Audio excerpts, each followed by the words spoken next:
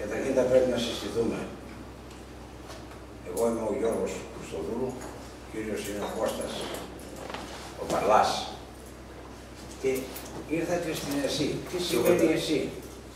Σημαίνει Ελλήνων Συνέλευση. Μάζεμα των Ελλήνων. Όχι ρε, δεν είναι αυτό. Ελλήνων Συνέλευση. Εντάξει. Οκ. Λοιπόν, και τι σημαίνει Ελλήνων Συνέλευση? Να μαζευτούμε όλοι οι Έλληνες, γιατί η πατρίδα περνάει δύσκολες ώρες και όταν πρωτοέγινε η Ελλήνων Συνέλευση, φοβόμουν να μήπως τυχόν δεν θα είμαι σε θέση να πάω να ανάψω ένα κυρίσιο λάβο του πατέρα μου και της μάνας μου. Ευτυχώς βρέθηκε όμως κάποιος και μας άνοιξε τα μάτια και μας λέει η Ελλάδα βρίσκεται σε οικονομική δυσκέρεια. Για ποια οικονομική δυσκέρεια Έλληνες μιλάτε? Η Ελλάδα έχει ένα κάρο χρήματα. Πριν από 2 χρόνια έβαλε 600 δις, τα κατάθεσε 600 δις δολάρια, τα κατάθεσε στο λογαριασμό της κυριάρχου ελληνικής δημοκρατίας. Και λέει στην κυβέρνηση που ήταν τότε, μην υπογράψεις το δεύτερο μνημόνιο, πάρε τα χρήματα, ξεχρεώσει την πατρίδα και ό,τι απομείνουνε να κάνουμε την ανάπτυξη. Τον γράψανε κανονικά, τον αγνοήσανε. Παρότι είχε γίνει αρκετά μεγάλη αλληλογραφία εξώδικα, πήγαν υπογράψαν το δεύτερο το μνημόνιο, κύριος Σαμαράς. Αμέσως καπάκι, ο Σόρας, αυτός που είχε καταθέσει τα 600 δισεκατομμύρια, τους τραβάει μία μήνυση επί εσχάτη προδοσία. Και από τότε, ενώ αρχικά το Σεπτέμβριο κάνανε και γιορτή στη Μικρή Βουλή, που είναι το Ευρωπαϊκό Κοινοβούλιο, για να τον τιμήσουν σαν ευεργέτη, και λέει ο Σόρας, δεν θέλω να τιμές, πάρτε τα χρήματα. Αλλά εκείνη την εποχή υπήρχαν και 2 όροι. Ότι για να πάρουν τα 600 έπρεπε να γίνει απόδοση λογαριασμού, να δούμε τι χρωστάμε και σε ποιον χρωστάμε, και όσοι είχαν βάλει το χέρι στη μαρμίτα, να παραδοθούν στη δικαιοσύνη. Αν η δικαιοσύνη τους έκρινε ότι είναι καθαρή, θα πήγαιναν ξανά στα σπίτια τους. Αν όχι, η δικαιοσύνη θα αποφάσισε. Από τότε άρχισε ο δρόμος της λάσπης. Δεν υπάρχουν τα χρήματα, είναι ψεύτικα και πάει λέγοντας, μέχρι στο σημείο που του κάνανε μήνυση ο Μπουμπούκος για διάδοση ψευδών ειδήσεων, κατάλυση του συντάγματος και τι άλλο, και ακόμα ένα ήταν. Αλλαγή πολιτεύματος, κατάργηση πολιτεύματος και αλλαγή συντάγματος. Και ανησυχία λαού. Έγινε το δικαστήριο, ο Μπουμπούκος δεν εμφανίστηκε. Αυτός που ήταν διαπιστευμένος να φυλάσει τα χρήματα, κατέβηκε στην Ελλάδα, πήγε στο δικαστήριο, κατέθεσε και βγήκε η απόφαση ότι ο Σόρας, ναι, κατέθεσε τα 600 δις, ναι, υπάρχουν τα χρήματα, ναι, είναι ο κύριος και νόμιμος διαχειριστής αυτών των χρημάτων, και μάλιστα ετέθηκε το ερώτημα να πάει η υπόθεση στην εισαγγελία του Αρείου Πάγου και να διερευνηθεί ποιος φταίει και δεν μερίμνησε η κυβέρνηση να πάρει τα χρήματα. Φυσικά υπάρχει συνέχεια. Πριν από 2 μήνες βγήκε ο Μπουμπούκος στη Βουλή, γιατί είχε στείλει ο εισαγγελέας πλέον τη μήνυση για τον Μπουμπούκο. Και λέει, πιο κοντά, και λέει, ξέρετε ο Σόρας με μηνύει. Παραμύθια του είπα. Μην άρετε την ασυλία μου, γιατί αυτό θα δημιουργήσει κακό προηγούμενο. Όπως καταλαβαίνετε, τα μέσα μαζικής ενημέρωσης το περάσαν στη λούφα. Αντί να πούνε, κύριε Μπουμπούκο, δεν σου την κάνει τη μήνυση ο Σόρας, τη μήνυση σου την κάνει ο εισαγγελέας του Αγίου Πάγου. Θα συνεχίσει, θα δώσω στον Κώστα να συνεχίσει παρακάτω, μετά το δικαστήριο ή και πριν το δικαστήριο, τι χρήματα υπήρχαν, γιατί τα 600 δις δεν είναι τα μόνα. Ο κόσμος όλος, η οικονομία όλου του κόσμου, στηρίζεται πάνω σε ελληνικά χρήματα. Κώστα, θα θέλεις να μας πεις για αυτά τα ελληνικά χρήματα? Καλησπέρα και από μένα. Μπαρδάς Κώστας λέγομαι. Αυτό που κάνουμε σήμερα είναι απλά και μόνο, όχι μόνο απλά, είναι πολύ μεγάλο. Ενημερώνουμε όλους τους Έλληνες και ειδικά μετά από την ΕΣΥ Μελβούρνης που έχει πάρει και αφημί αλλά και αριθμό από το Πρωτοδικείο Αθηνών. Είμαστε πλέον νόμιμη νομική οντότητα που εκπροσωπεί τους Έλληνες στη Μελβούρνη. Σε λίγο καιρό θα έχουμε και τα ανάλογα αφημί Tex Power και Campaign εδώ από την Αυστραλία. Αλλά ας το πάρουμε λίγο πιο πίσω για να καταλάβουμε λίγο τι έχει γίνει. Το 2011, μάλλον το 2009, μας έλεγε ο Γιώργος Παντρέου ότι οι λεφτά υπάρχουν, έχουν βρεθεί πάρα πολλά λεφτά. Το 2010, από τα πάρα πολλά λεφτά, μας φέρανε το ΔΝΤ, το Διεθνές Νομισματικό Ταμείο, και έχουν αρχίσει πλέον και υπογράφονται μνημόνια. Το πρώτο μνημόνιο υπογράφηκε το 2010, όπου εκεί η κυβέρνηση του ΠΑΣΟΚ, και υπάρχει λόγος που ονομάζω πλέον κόμματα, θα καταλάβετε στην πορεία γιατί, υπέγραψε και παρέδωσε την εθνική κυριαρχία.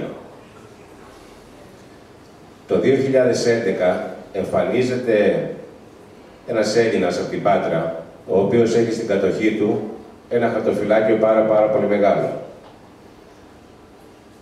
Και αυτό το οποίο γινόταν στην Ελλάδα δεν μπορούσε να το δεχτεί.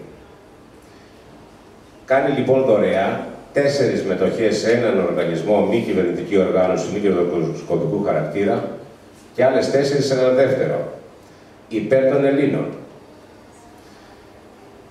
Δεν τους είπε στην κυβέρνηση την αξία της μετοχής, αλλά το Υπουργείο Οικονομικών της Ελλάδος, εφόσον έγινε αυτή η δωρεά, κοστολόγησε αυτή τη μετοχή στα 675 δισεκατομμύρια ευρώ, 678 για την ακρίβεια.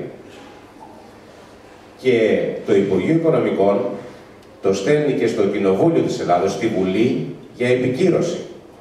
Άρα, αυτοί είπαν στον Αρτέμι Σόρα πόσο κάνει κάθε μία μετοχή. Δεν τους είπε ο Αρτέμι Σόρας ότι πάρτε αυτή τη μετοχή που κοστίζει τόσο και ξεχρεώστε την Ελλάδα. Αυτοί από μόνοι της το έκαναν και ο λόγος που το έκαναν ήταν για να μπορέσουν να εκδώσουν τον φόρο που αντιστοιχεί στον φόρο δωρεάς, που είναι 0,5%. Το έκαναν και αυτό το Υπουργείο Οικονομικών και μέσω της ΔΟΗ πατρών, διότι ο Αρτέμις Σόρας ζει και βασιλεύει στην Πάτρα, εκεί είναι η οικογένειά του, όπου του έχουν κρεμάσει στο όνομά του 27,2 δισεκατομμύρια ευρώ ότι χρωστάει στην εφορία. Τους λέει λοιπόν ότι μπορείτε να εκποιήσετε μέρος της μετοχής όπως ορίζει ο νόμος και να πάρετε τα χρήματά σας. Δεν το κάνουν αυτό. Και ενώ οι ίδιοι στο Κοινοβούλιο κοστολογούν αυτή τη μετοχή σε αυτό το ποσό, επί 8, διότι 8 μετοχές έκανε δωρεά, γυρνάνε το 12 και υπογράφουν το δεύτερο μνημόνιο. Δηλαδή, οι ίδιοι βουλευτές, τα ίδια κόμματα μέσα στη Βουλή, επικυρώνουν την αξία της μετοχής μόνοι τους, Και ένα χρόνο μετά υπογράφουν και δεύτερο μνημόνιο. Και εκεί αρχινάνε και σκοτώνουν Έλληνες. Εκεί αρχινάνε και κλείνουν επιχειρήσεις. Εκεί τότε είναι που ακούσαμε ότι είχε επέλθει το πρώτο μνημόνιο και κάποια δύσκολα πράγματα. Έρχεται το δεύτερο μνημόνιο και αρχίζουμε και ακούμε ότι λιποθυμούν παιδιά στα σχολεία, ότι κλείουν επιχειρήσεις, ότι νέα παιδιά, επιστημονικό προσωπικό αρχινάει και μεταναστεύει. Τότε γίνανε όλα αυτά. Ενώ ήξεραν την αξία της μετοχής, οι οποίοι ήδη, ξαναλέω, την αξιολόγησαν σε αυτό το τεράστιο ποσό.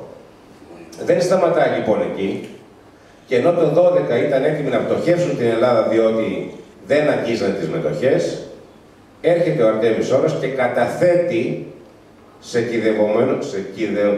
κηδεμονευόμενο λογαριασμό στην τράπεζα 6 ομόλογα του Αμερικανικού Δημοσίου.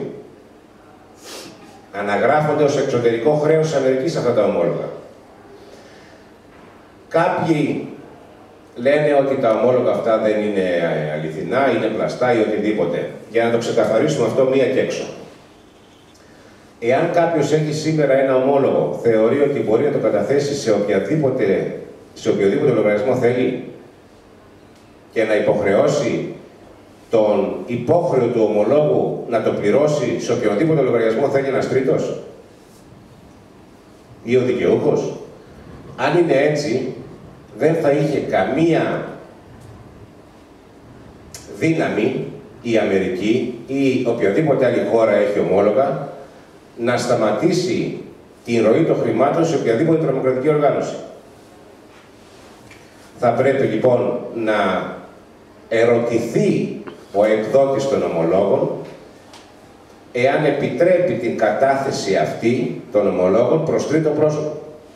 Το οποίο τρίτο πρόσωπο, ήταν πολύ έξυπνο αυτό που έκανε ο Αρτέμις Ώρας, ήταν η ελληνική κυρίαρχη δημοκρατία. Η ελληνική κυρίαρχη δημοκρατία δεν είναι τίποτα άλλο από το έθνος των Ελλήνων. Τίποτα άλλο. Στα αγγλικά λέγεται Sovereignty Greek Democracy.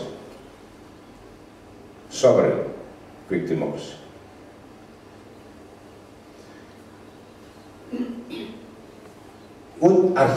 Αρχινάνε το εικιλάσπι προς το όνομα του Αρτέμις Ώρα, και όπως σας εξήγησε και ο Γιώργος, πήρανε κάποια δημοσιεύματα, τα παραδώσανε στον Υπουργό τότε, τον Άδωνη Γεωργιάδη, ο οποίος έκανε και τη μήνυση. Αυτά τα ίδια δημοσιεύματα αναμοχλεύουν και ξαναγράφουν σε όλες τις εφημερίδες και ξαναλένε στα ράδια. Δεν υπάρχει καμία επίσημη αρχή, κανένας επίσημος θεσμός που να αμφισβητεί αυτά τα οικονομικά εργαλεία του Αρτέμις Ώρα. Κανένας. Δεν υπάρχει απάντηση από την Τράπεζα Ελλάδος, δεν υπάρχει απάντηση από το Υπουργείο Οικονομικών της Αμερικής, δεν υπάρχει απάντηση από το Υπουργείο Οικονομικών της Ελλάδος αρνητική.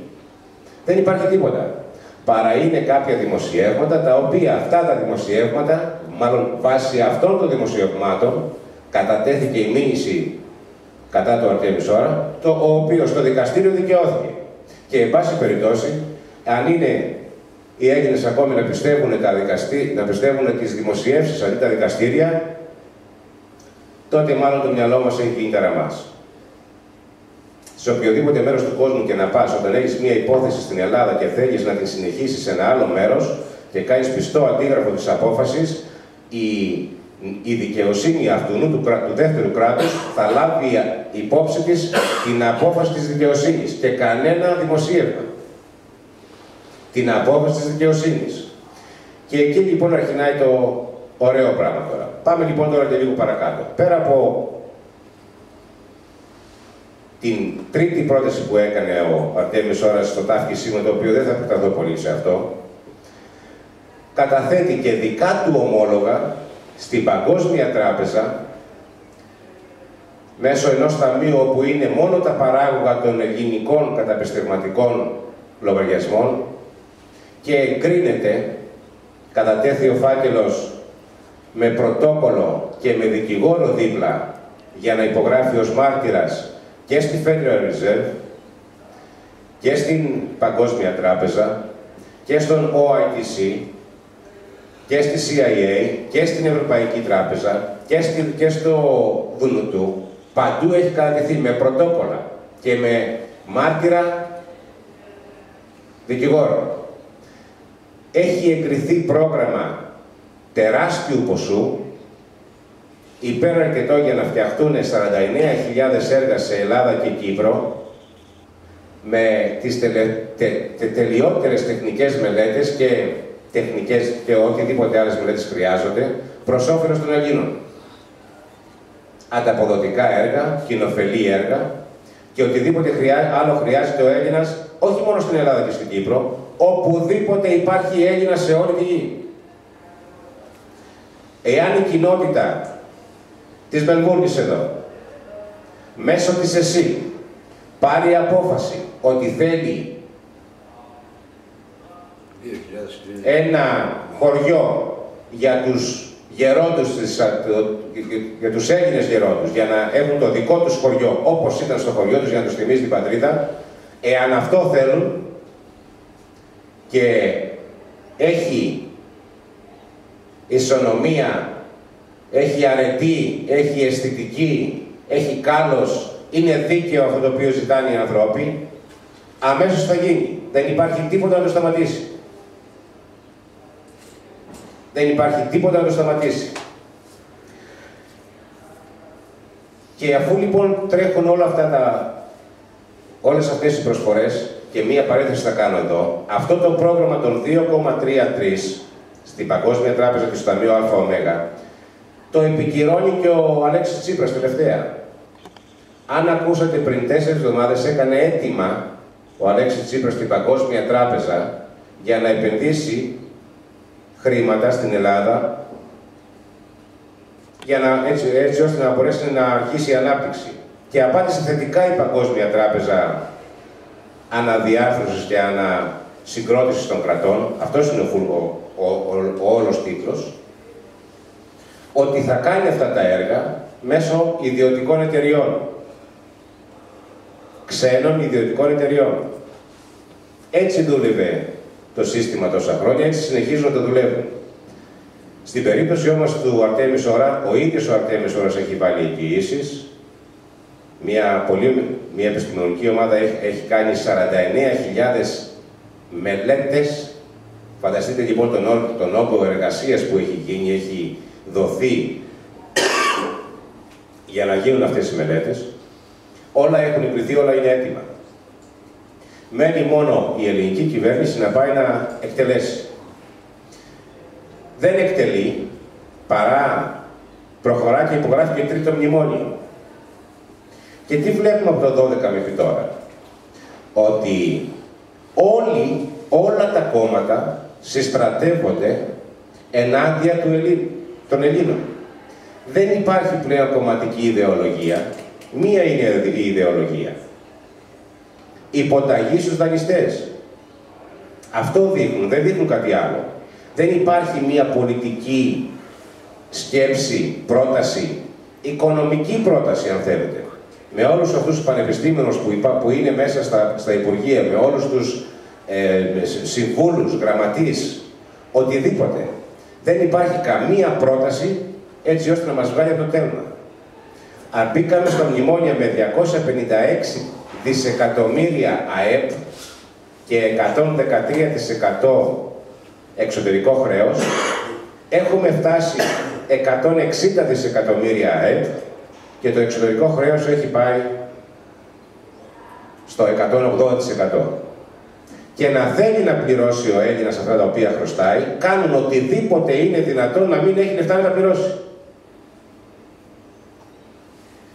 Κλείνουν κάθε μέρα επιχειρήσεις μία μετά την άλλη. Οικονομικά δεν στέκει, λογικά δεν στέκει. Δεν χρειάζεται να έχει κάποιες ιδιαίτερες γνώσεις για να το καταλάβει αυτό. Η λογική δεν το χωράει σε αυτό το πράγμα το οποίο κάνουν στην Ελλάδα. Δεν το χωράει. Παραιτήθηκαν. Βάλε σε παρακαλώ εκείνο το κομματάκι που λέγαμε πριν. Λέει το κομματάκι αυτό. Θα δείτε. Η Ελλάδα, οι τράπεζες της Ελλάδας του ΤΑΦ ΣΥΓΜΑ, παραιτούνται με την παρούσα μετάκλητα και άνεφόρον από οποιαδήποτε ασυλία της οποίας είναι ή ενδέχεται να καταστούν δικαιούχοι όσον αφορά στα ίδια ή τα περιουσιακά του στοιχεία από νομικές διαδικασίες σε σχέση με την παρούσα δεύτερη τροποποιητική σύμβαση συμπεριλαμβανομένων χωρίς περιορισμό της ασυλίας έναντι αγωγής, δικαστικής απόφασης ή άλλης εντολής αποκατάστασης κτλ. Ασφαλιστικά μέτρα. Δηλαδή έχουν παραιτηθεί από τα πάντα. Η Τράπεζα Ελλάδος, το ΤΑΦ Ταμείο Χρηματοπιστωτικής Σταθερότητας της Ελλάδος, έχουν παραιτηθεί. Από τι έχουν παραιτηθεί? Για λίγο να το αναλύσουμε λίγο. Το Ταμείο Χρηματοπιστωτικής Σταθερότητας έχει όλες τις τράπεζες μέσα. Οι τράπεζες τα τελευταία 4 χρόνια τις ανακεφαλαιώνει ο Έλληνας πολίτης με εγγυήσεις του δημοσίου. Από τι λοιπόν παραιτήθηκαν αυτοί? Για να παραιτηθείς από κάτι, πάει να πει ότι το έχεις. Αφού έχεις, γιατί σε χρηματοδοτώ εγώ? Πάει να πει δεν έχεις. Ή αν έχεις, αυτό που έχεις είναι δικό μου. Και τι έχουν? Έχουν τους τίτλους των σπιτιών, τους τίτλους των κτημάτων, της γης, τα πάντα. Έχουν παραιτηθεί από αυτά. Αυτό λέει αυτό το έγγραφο, η δεύτερη σύμβαση μεταξύ Ελλάδος και δανειστών. Λέει όμως κάτι και στο τέλος, στον βαθμό που αυτό δεν απαγορεύεται από αναγκαστικό δίκαιο. Δηλαδή έχουν παραιτηθεί από τα πάντα εφόσον δεν απαγορεύεται από κάποιο άλλο ανώτερο δίκαιο. Διότι πρέπει να είναι ανώτερο, διότι θα το απαγορεύει. Και το αναγκαστικό δίκαιο ποιο είναι? Το δίκαιο των εθνών. Όπου λέει στην παράγραφο 238, είναι από το δίκαιο των εθνών, αυτό ακριβώς, το οποίο έχει επισημοποιηθεί μάλλον από τον ΟΗΕ και επαναψηφίστηκε το 2013, όπως με ενημερώνει ο Γιώργος. Λέει ότι το έθνος δύναται να παραχωρήσει στον αρχηγό του μόνο την χρήση των κοινών πραγμάτων του. Μόνο την χρήση. Και μπορεί να το κάνει πιο πολύ και να το ξαναπαραδώσει πίσω στο ακέραιο. Η παραχώρηση όμως αυτή της χρήσεως ή της ιδιοκτησίας δεν μπορεί να πραγματοποιηθεί χωρίς ρητή πράξη του ιδιοκτήτου. Χωρίς ρητή πράξη. Τι εννοούμε ρητή πράξη? Ρητή πράξη το έθνος κάνει μόνο με εθνοσυνέλευση. Έχουμε βάλει τους διαχειριστές μας, το κράτος, τα κόμματα, την κυβέρνηση, να διαχειριστούν το πλούτο μας. Δεν τους έχουμε δώσει το δικαίωμα να αποποιηθούν την εθνική κυριαρχία ή να την βάλουν εγγύηση για να πάρουν δάνεια χωρίς να μας πούνε τι δάνεια πήραν, από πού τα πήραν, γιατί τα πήραν, τι τα έκαναν και μετά να ζητάνε τους πολίτες του έθνους να τα πληρώσουν χωρίς να υπάρχει καμία ανάλυση τι χρήματα έχουν πάρει, από πού τα έχουν πάρει, από ποιον και γιατί. Ακόμη λέει το άρθρο αυτό, μήτε μπορεί να επισυρριχθεί επί της σιωπηράς συγκαταθέσεως, διότι ως επιτοπλίστων ο φόβος εμποδίζει τον υπήκον να διαμαρτυρηθεί κατά των αδίκων επιχειρήσεων του κυρίαρχου. Δηλαδή, ακόμη και αν δεν μιλήσαμε σαν πολίτες του έθνους, σαν Έλληνες, δεν τους δίνουμε ρητή εντολή. Επάνω σε αυτό λοιπόν πατάμε και εφόσον οι κυβερνήσεις δεν προχωρούν για να πάρουν όλες αυτές τις προτάσεις και προσφορές που έχει κάνει ο Αρτέμις Ώρας, που κρέμονται 27 δισεκατομμύρια χρέος στο όνομά του, στο αφημί του στην Ελλάδα, και κάποιον άλλον έγινε, αν χρωστάει 500.000 ή 5.000 ευρώ, τον βάζουν φυλακή και ο Σόρας γυρίζει σε όλη την Ελλάδα, αλωνίζει και κάνει ομιλίες και δεν τον αντίστοιχε κανένας. Και χτες μάλιστα πάει στη Σπάρτη, έκαναν ομιλία και δεν είχε κανένα πρόβλημα, δεν υπήρχε κανένας να το σταματήσει. Αφού λοιπόν αυτοί δεν τα αγγίζουν, οργανώνεται λοιπόν ο Έλληνας και δημιουργούμε τις δημοτικές νομικές οντότητες Ελλήνων συνέλευσης με τα αρχικά ε.σ.ε, εσύ, σε κάθε δήμο σε όλη την Ελλάδα και όπου υπάρχει ελληνική κοινότητα εκτός Ελλάδος, απανταχού της γης. Έχουν ήδη ιδρυθεί 105 γραφεία περίπου, σε διάστημα σχεδόν ενός έτους. Όταν ήταν 85-90 γραφεία σε όλη την Ελλάδα, εδόθη ψήφισμα από τα γραφεία αυτά και εδόθη εντολή στον προσωρινό πρόεδρο Αρτέμι Σόρα και την διευθύνων σύμβουλο την Βίκη Χαραλάμπους να καταθέσουν την ίδρυση του πολιτικού φορέα του Έθνους των Ελλήνων. Τις 4 Σεπτεμβρίου νομίζω κατατέθηκε και επικυρώθηκε, ναι, τις 4 Σεπτεμβρίου από τον Εισαγγελέα Αριού Πάγου, όπου μέσα στην ειδική διακήρυξη αυτή είναι η πρώτη φορά που έχει γίνει αυτό το πράγμα. Πολιτικός φορέας να καταγγέλει μέσα στην ειδική διακήρυξη, καταγγέλνουμε ως παράνομη σύμφωνα με την ομολογία του ΟΗΕ την παραχώρηση έστω και ελάχιστο τμήματος της εθνικής κυριαρχίας στο πολιτικό κατεστημένο προς τις τραπεζίες και τις λεγόμενες αγορές. Καταγγέλνουμε ως παράνομο και επέσχυτο το χρέος που μας καταλογίζουν. Καταγγέλνουμε την μέχρι σήμερα και την επί 185 χρόνια καταχρηστικής παταγωδός αποτυχημένης και άκρως επικίνδυνης για το μέλλον διακυβέρνηση του κράτους μας, από όλες τις μορφές και πτυχές κομματοκρατίας που δοκιμάστηκαν. Καταγγέλνουμε την απόκρυψη των κληρονομικών δικαιωμάτων και ειδικότερα του δικαιώματος Βασιλείας. Και έχει πάρα πολλές άλλες καταγγελίες, δεν θα τις ονομάσω όλες. Καταγγέλνουμε όλες τις μεθοδευμένες ενέργειες οι οποίες διεπράχθησαν διαχρονικά για την υφαρπαγή, την καταδολίευση και την λαιλασία των κληρονομικών δικαιωμάτων επί της εδαφικής κυριαρχίας επί του παγκόσμιου πλούτου των Ελλήνων. Καταγγέλνουμε ως απαράδεκτη και μιασματική την δογματική παρέμβαση και εκμετάλλευση των κυριαρχικών μας δικαιωμάτων ως Ελλήνων ηθαγενών.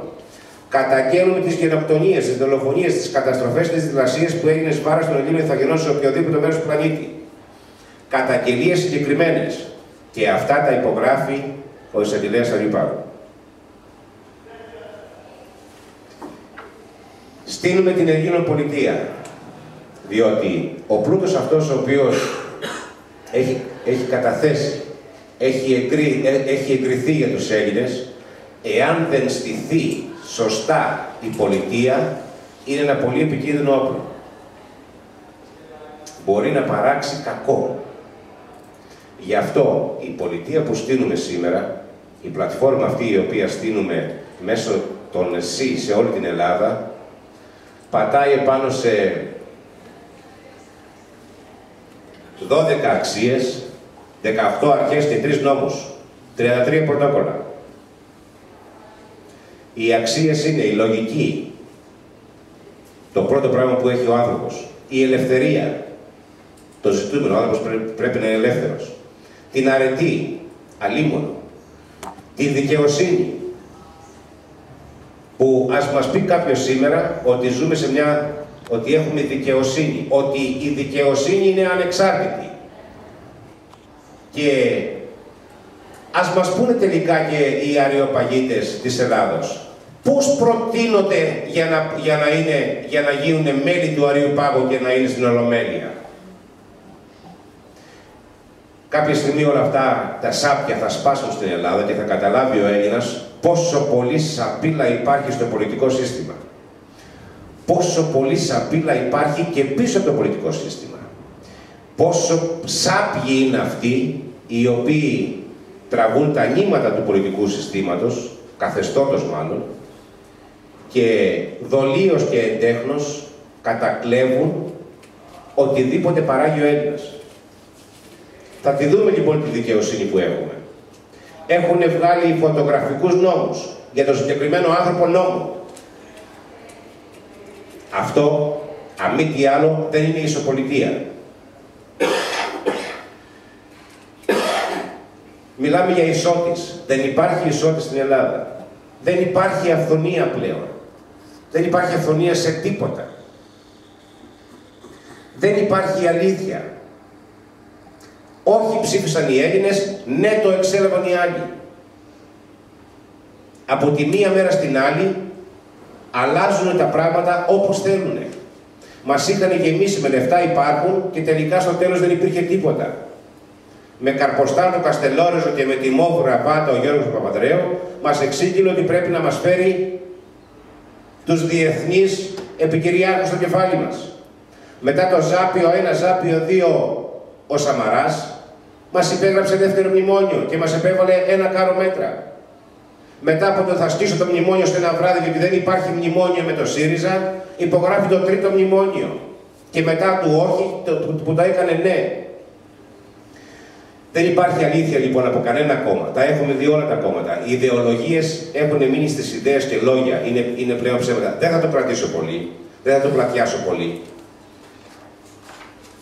Τις 4 Σεπτεμβρίου λοιπόν κατατέθηκε, αυτή είναι η ιδρυτική διακήρυξη που κατατέθηκε στον Άριο Πάγο, αυτό το έγγραφο με 19 σελίδες, όπου εδώ είναι και η φωτοτυπία με το πρωτόκολλο από τον εισαγγελέα του Άριου Πάγου κάτω-κάτω. Με τον αριθμό πρωτοκόλλο 61-99, 4 Σενάτου 2015. Έχουμε πλέον τον επίσημο πολιτικό φορέα της Ελλήνων Συνέλευσης, όπου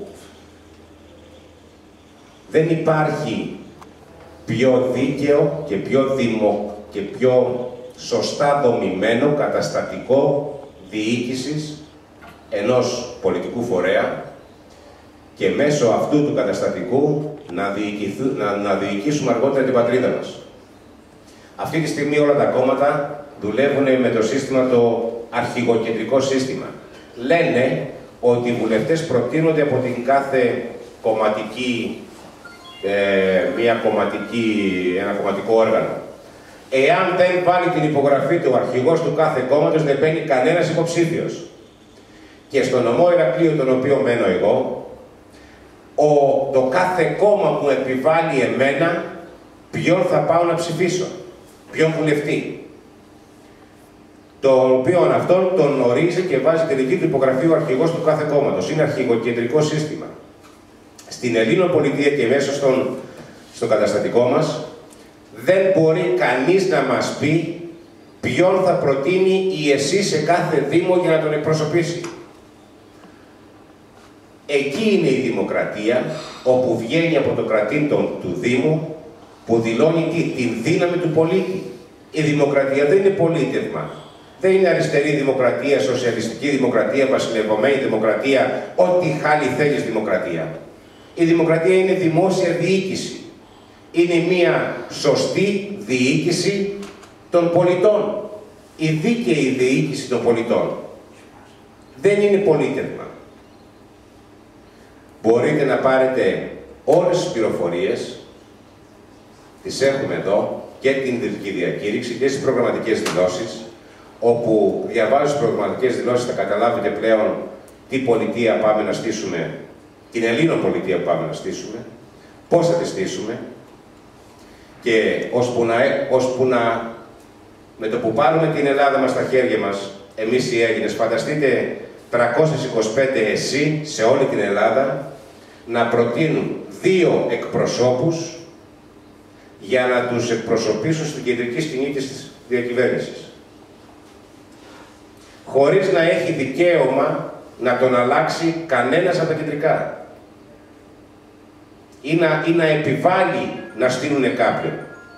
Εδώ από την κοινότητα Μελβούρνης, από την ΕΣΥ μας, θα ψηφίσουμε και θα στείλουμε 2 άτομα να εκπροσωπήσουν τους Έλληνες της Μελβούρνης στην κεντρική σκηνή της Ελλάδος. Δεν μπορεί ο μετανάστης σήμερα που έχει ένα σπίτι από τον πατέρα του και τη μητέρα του, από τους γονείς του, εν πάση περιπτώσει, ή το έχει επενδύσει.